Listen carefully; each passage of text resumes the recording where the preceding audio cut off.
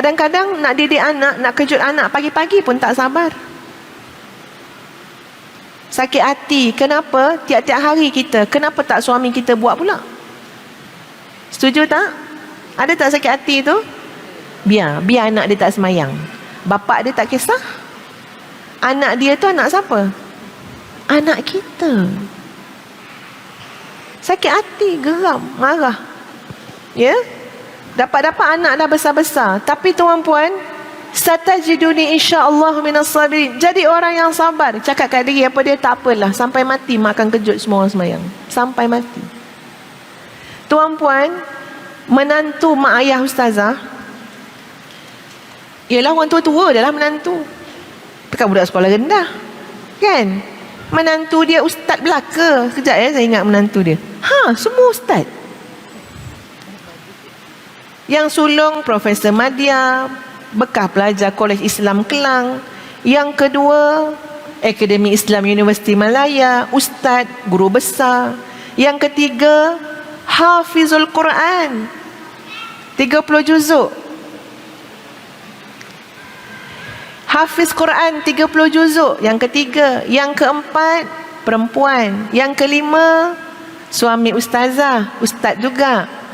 Yang keenam, ustaz juga, pensyarah USIM. Tapi nak bagi tahu, sentiasa diperingatkan solat subuh berjamaah di masjid. Tak kira Profesor Madya ke, Hafiz Quran ke, doktor ke, siapa ke, pagi esok subuh jamaah. Abah nak pilih di kalangan ni, siapa akan jadi imam subuh? Abah nak pilih di kalangan ni, siapa yang akan kuliah subuh selepas salat subuh? Kecup perut semua menantu.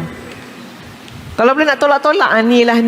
Tapi tak boleh, nanti abah akan pilih. Duduk depan, imam, pandang, kuliah subuh. Sampai tua tuan pun.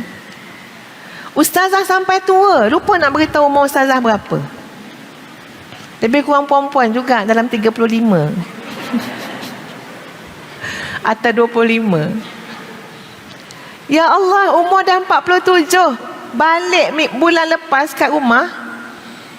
Sebab lambat keluar daripada bilik lepas subuh tu kan, lambat keluar. Jadi bila mak masuk dalam bilik tu, ustazah dengan anak dara 2 orang, mak terus bersyarah. Orang kalau lepas subuh tapi tak cergas, tak segar, rezeki payah nak masuk, hidup lesu, Masya Allah, bingkas nak dara usah bangun, tak larat nak dengar ceramah wan dia. Sampai tua. Itu kita kena pegang tuan-puan sekalian. Dalam mendidik generasi sebagai cabaran yang besar yang kita hadapi, jadi orang yang sabar. Buat. Baik, kembali kepada hadis tadi. Termasuk juga apa yang disebut oleh Nabi SAW ini, in syi'ti sabarti walakil jannah. Cakap kat diri sendiri dalam banyak urusan kehidupan yang kadang-kadang sangat mencabar, pandai-pandai cakap kat diri sendiri, in syi'ti sabarti walakil jannah. Kalau kamu nak, kamu sabar, Allah bagi kamu syurga. Dan ini yang Nabi sebut kepada wanita kulit hitam tadi. Kamu sakit, kamu kena sawan. Kalau kamu nak, kamu sabarlah dengan penyakit ini dan kamu dijamin syurga. Wa in syi'ti da'utullaha an yu'afik. Dan kalau kamu mahu, aku akan berdoa kepada Allah supaya Allah menyembuhkan kamu daripada penyakit kamu. Tetapi Nabi tidak sebut walakil jannah. Maknanya apa? Yang kita boleh faham, sabar tu jamin syurga. Tapi kalau sembuh, belum tahu. Kalau sehat, tergantung. Tapi orang yang sabar tuan-puan sekalian dalam hidup, insya-Allah. Sama macam ayat surah Ali Imran yang kita baca tadi, Allah nak tahu siapa yang sabar. Siapa yang sabar mempertahankan nikmat iman dan Islam dalam diri dia. Sabar. Kalau tak sabar, kita mudah terpengaruh tuan-puan sekalian. Tak sabarlah, aku nak cepat kaya. Ya, ikut je lah semua trend yang ada. Orang bercakap tentang trending sekarang. Trend. Apa makna trend? Apa maksud trend?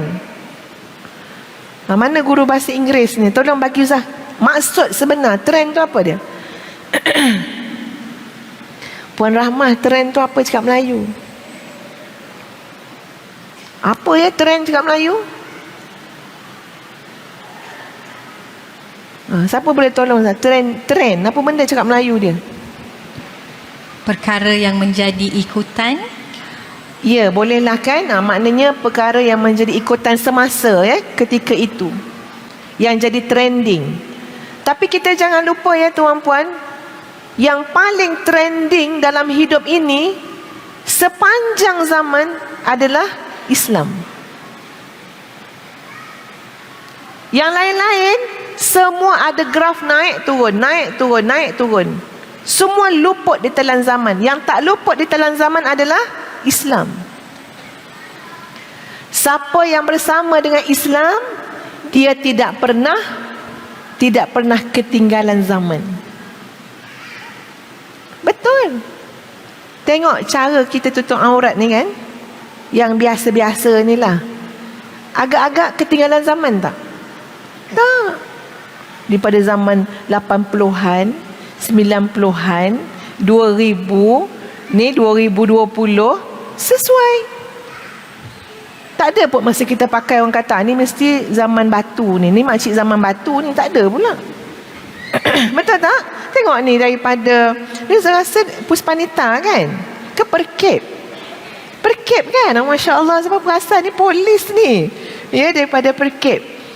Tengok muslimat Perkep ni pakai tudung tu ha. Kalau tak silap sama macam nenek-nenek Ustaz dulu, dengar sampai habis. Muka tu memang muka muda. Cara pakai tudung tu, kan nenek kita dulu pakai tudung macam tu, lepas macam tu je kan.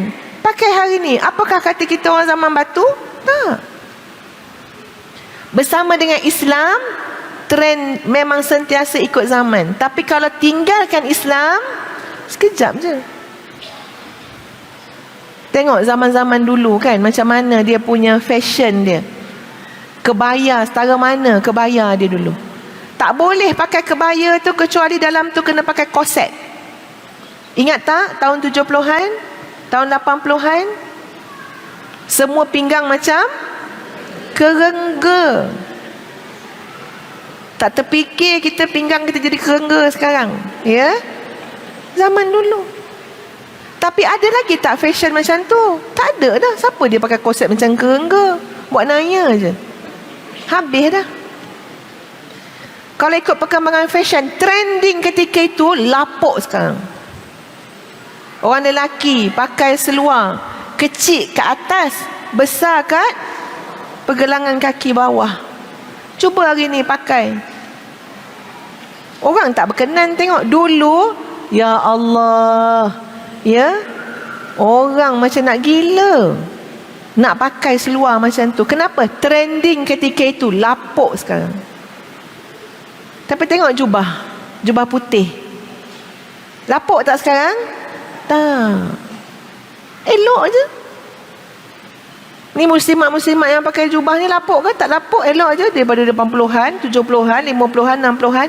Makna kata kalau bersama dengan Islam, okey, tak lapuk pun.